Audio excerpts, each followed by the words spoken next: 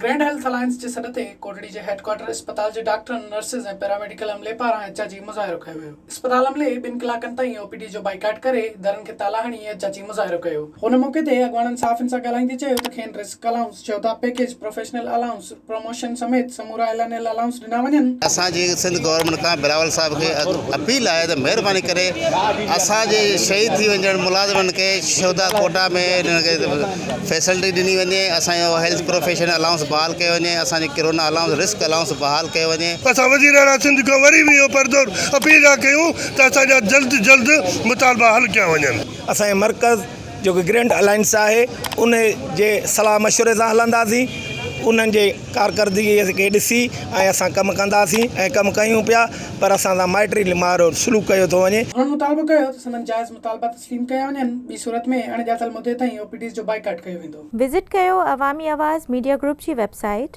awamiawaz.pk।